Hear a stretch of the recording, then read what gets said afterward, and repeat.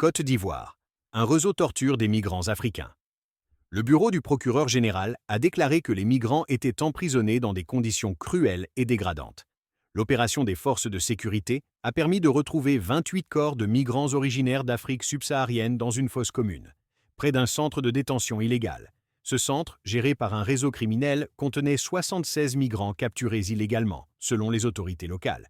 L'enquête a permis d'identifier une bande responsable de ces actes inhumains, en séquestrant des migrants irréguliers et en pratiquant des tortures.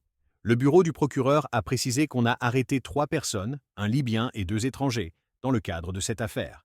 Les photos publiées montrant des victimes émaciées, couvertes de cicatrices sur le corps et le visage.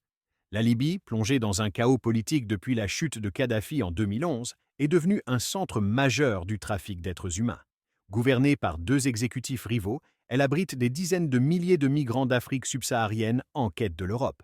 Malheureusement, de nombreux migrants sont victimes des trafiquants, et d'autres périssent lors de la traversée périlleuse de la Méditerranée.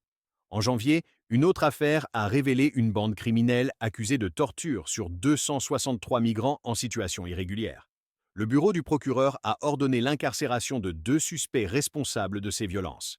Cette bande opérait dans un camp de rétention, dans une zone désertique, sous contrôle des forces du maréchal Haftar, à 750 km au sud-est de Tripoli.